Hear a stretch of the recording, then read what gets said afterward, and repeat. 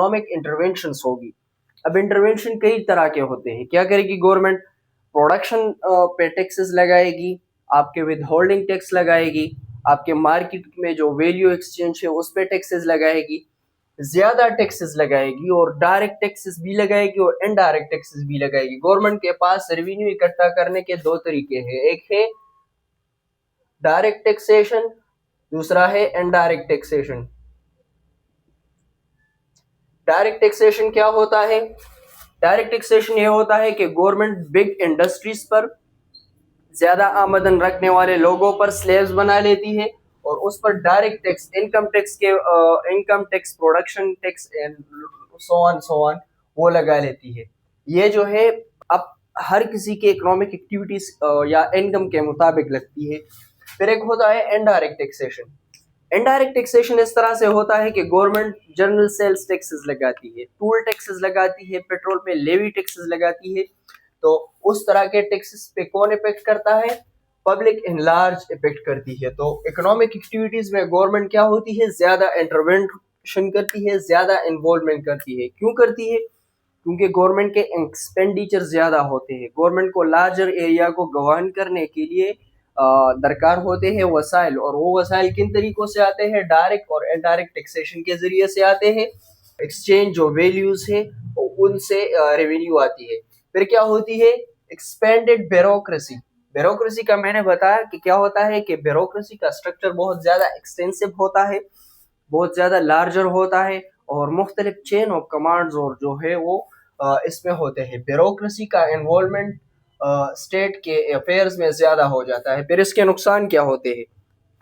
دو طرح کے ہوتے ہیں. ایک ہوتا ہے اسٹیٹ, ایک ہوتا ہے گورنمنٹ, ایک ہوتے ہے بیوروکریسی.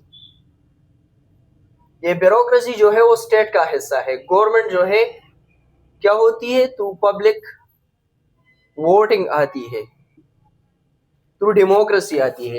اب عوام ان گورنمنٹ کو انٹرسٹ کرتی ہے, ان پبلک ریپرزینٹیٹیو کو انٹرسٹ کرتی ہے کہ آپ ہمارے لیے کیا کریں گے؟ پالیسیز بنائیں گے, اکانومی کو چلائیں گے, گورنمنٹ کو چلائیں گے, اور ہمارے لیے رولز اینڈ ریگولیشنز بنائیں گے, اور ہمیں اپنے سروسز تک رسائی دیں گے.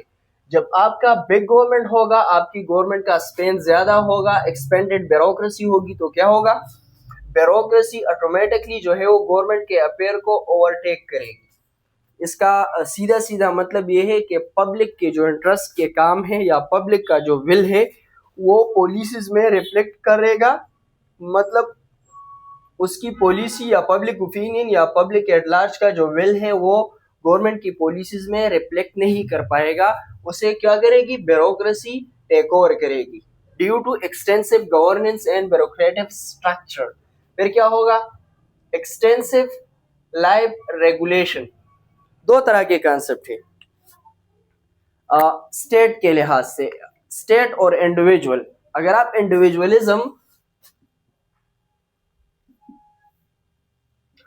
انڈیویجولزم کے فلسفے کو دیکھیں تو وہ کیا کہتی ہے؟ وہ کہتی ہے کہ اسٹیٹ ایک اننیسیسری ایول ہے, ایک اننیسیسری ایول ہے جو کہ انسان کی زندگی کو, لائف کو بیجا ریگولیشنز اور بیجا جو ہے وہ کنٹرول میں رکھتی ہے.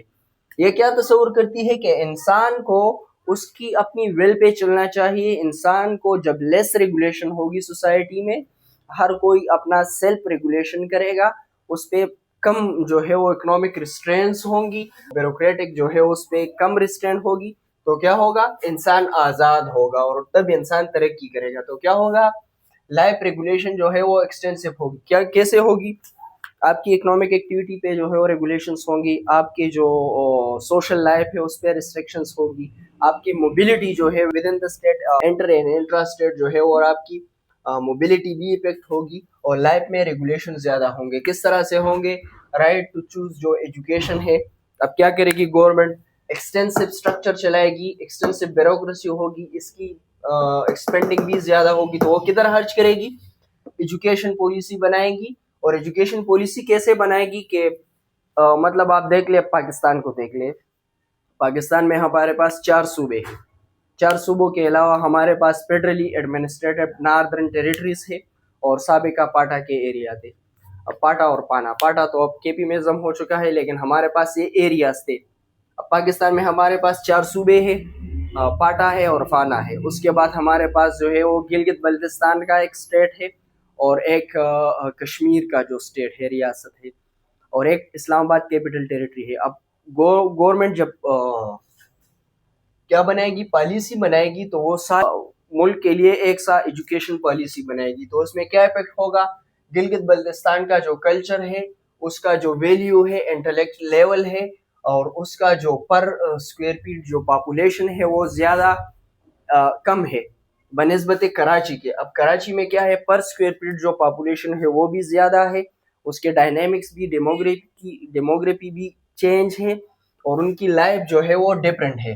اب اگر آپ پشاور میں دیکھ لیں اور آپ آگے جا کے ناردرن ایریاز میں دیکھ لیں تو وہ کیا ہوگا، ڈفرینٹ ہوگا. اگر آپ بلوچستان میں دیکھ لیں اور کیلاش میں دیکھ لیں، اگر آپ دیکھ لیں کوئٹہ میں اور اسلام آباد میں، اگر آپ دیکھ لیں لاہور اور ملتان میں، سکر بکر میں، تو کیا ہوگا، ان کی لائف، ان کی زندگیوں میں جو ہے وہ زمین آسمان کا فرق ہوگا. ان کی انٹلیکٹ لیول، ان کے پر اسکوائر فیٹ جو پاپولیشن ہے وہ، ان کا جو انٹریکشن لیول ہے وہ الگ ہوگا ایک دوسرے.